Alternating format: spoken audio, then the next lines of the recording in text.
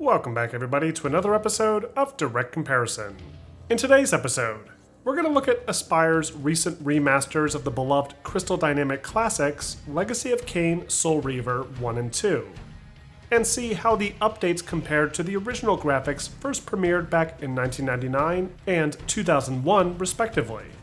For today's video, we'll be showcasing the PC version of the remaster. And like with the Tomb Raider collection released earlier this year, Aspyr have included a helpful graphics toggle button that can be activated at any time, making it extremely convenient for the purposes of this video. Alright, so let's jump right into it with a look at the presentation of the first game, starting with the design of the character models. Right away, the upgrades to the lead protagonist, Raziel, are plain to see. All the characters' textures have been redone, replacing that blurry blue skin and subtle drawn-on details like his muscles and exposed ribcage, and accentuating them further with higher resolution texture maps, and some new model geometry, with a higher poly count than the original model. Raziel's claw-like arms seem to benefit the most from this, as the wrapped forearms were very difficult to make out before, whereas now, the cloth texture is cleanly presented, and nicely overlaps with another gauze material halfway up the bicep. Raziel's eyes are even better, as they've been updated to reflect his appearance in the game's pre-rendered cinematics, with a more intense resting eye position, unlike before where his raised eyebrows gave him a too naive and simple appearance. The hair on top of his head is also more detailed, with larger clumps of hair cards being more visibly distinguishable from one another. Though, despite all these updates, the overall general aesthetic of the character itself remains artistically consistent with that original vision, with an almost cartoon-like appearance to the character that suits the generally simple world that the players will be traversing through. Meanwhile, the vampiric and spectral enemies that players face throughout their journey have also seen some much-needed visual updates, with much cleaner texture maps, clearly defining all those details that sort of blurred together before. These warrior-like vampires in particular are much more cleanly presented, with new geometry that helps to accentuate that armor and give them a larger, more intimidating silhouette, along with glowing eyes and nicely detailed fangs that are all actually rendered, rather than being baked into a flat surface texture like before. The clubbed arm has spikes added to it now too, which helps set it apart from their clawed left hand. These zombie-like vampires are even more impressive, with lots of exposed wounds and stitched skin that help to more properly expand on their disturbing physiology, in that they wear the skin of their victims. You can even see a face stitched onto their chest, a detail you could only just barely make out in the original models. And then we of course have the more elaborate enemies like this early boss, that have seen huge improvements to their design, taking all those blurry, indistinguishable old 90s texture maps and reimagining them with more depth and complexity, giving us a disgusting, Cronenberg-esque amalgamation of human tissue and bone. The jawline of this creature is one of the better improvements, as the newer design is more threatening and intimidating as a result. Now, bear in mind, all these updates to the characters are purely cosmetic. As far as their actual animation and gameplay characteristics go, they are virtually identical to their original counterparts. So, as intimidating as this boss now appears, he's still just as easy to defeat as he was back in '99. The same goes for all the game's smaller enemies and creatures, who can all be defeated with the same unique tactics. And so, the way players interact with these enemies remains exactly the same as before too. This extends to the actual level environments as well. Despite a full makeover to the very many texture maps that decorate the surfaces of Soul Reaver's mysterious Nosgoth, the actual playable space is the same as it was back in 1999. This is because the underlying geometry of the entire game remains the same, with every object, switch, door, wall, and platform exactly where you remember it being.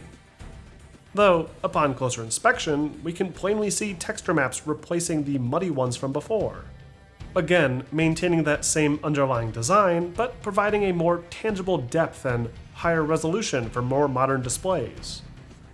Like with the Tomb Raider collection earlier this year, the texture improvements are a net improvement to the visual presentation, and they rarely hurt the original creative direction of the game, Lighting, on the other hand, hasn't seen nearly as many changes. In fact, all the same baked lighting seems to remain intact, with no real sign of any new volumetrics or other changes that we had seen with the Tomb Raider collection. There are some better light interactions with the newer character models, which is most evident when looking at this underwater sequence. But all in all, there's really not much else at play here. There have also been minor updates to the shadowing though, as the player model and enemy models will both cast more detailed shadows on the ground, rather than the simple discs from before. But again, without a total rework to the underlying lighting system, the most you can expect here are basic baked-in effects, especially those delivered through the updated surface textures. Effects are another area that have seen very minor improvements. The red, blue, and green particles, for example, have been cleaned up a bit, with the glowing orbs no longer showing that pixelated edge around the alphas. The fire alphas have also been updated with a higher resolution effect, though I'd argue they could have benefited from an all-new fire effect altogether. The water is even more disappointing though, as it almost looks like the surface texture hasn't actually been changed but just been moved slightly. Then of course, we have Soul Reaver 2, the second game in this collection. Now, this section will be much shorter simply because Soul Reaver 2's upgrades are pretty negligible by comparison. It looks like for the Raziel design, Aspyr decided to unify their newly created model across both games, which makes sense considering the redesign more closely resembled the Soul Reaver 2 design than the one in the first game. The environments are where things get a bit interesting though, as the texture updates, while cleaner, actually seem to hurt the aesthetic of the game this time around. Take these walls in the opening chamber for example. With the updates, these surfaces appear to lose that rough stone textured appearance from before, with everything being smoothed out a bit too much. The textures are obviously cleaned up and are a higher upscaled resolution, but it almost seems to take away more than it adds. It's not all bad, as some surfaces very clearly benefit, like this masonry work in the center courtyard. But there's so much more that could have been done to enhance scenes like this, and it just feels like a missed opportunity in general. Finally, let's wrap up with a brief sound comparison. Personally, it doesn't seem like the sound quality has changed all too much, if at all. Though this section should at least give you a chance to see some of the gameplay for yourself, and determine how they stack up. So, which game do you feel has the superior audio quality and design? I know you, Raziel. You are worthy. What madness is this? What pitiful form is this that I have come to inhabit? Death would be a release next to this travesty. I know you, Raziel. You are worthy. What madness is this? What pitiful form is this that I have come to inhabit? Death would be a release next to this travesty.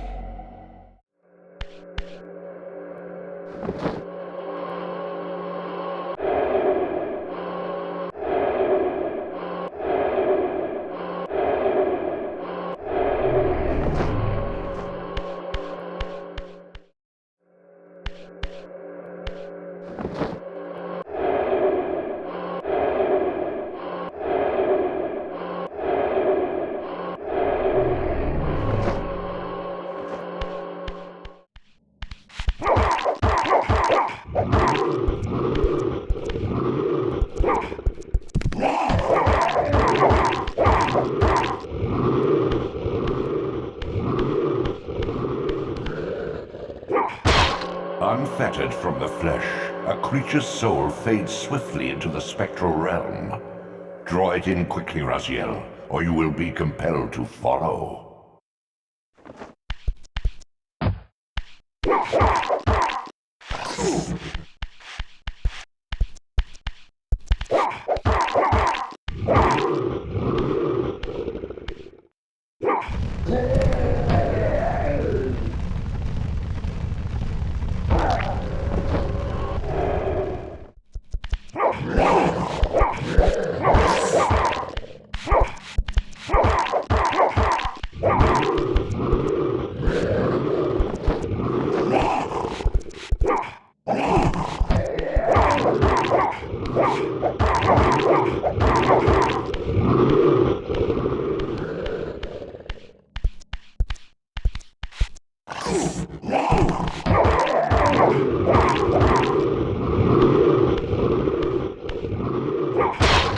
Unfettered from the flesh, a creature's soul fades swiftly into the spectral realm. Draw it in quickly, Raziel, or you will be compelled to follow.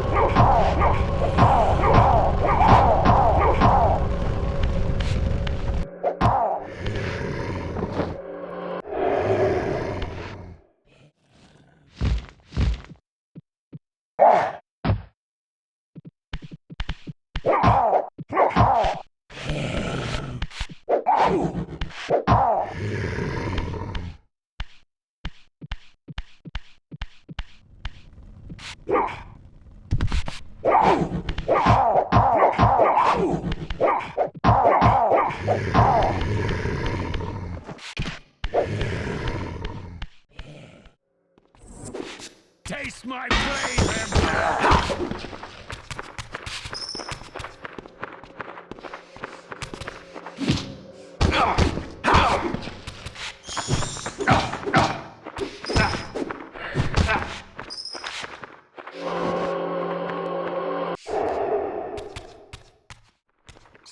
Get him!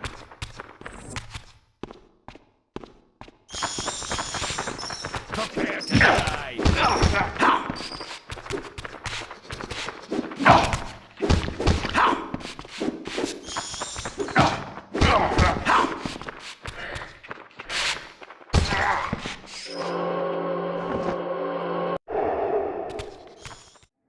And that wraps up this episode of Direct Comparison.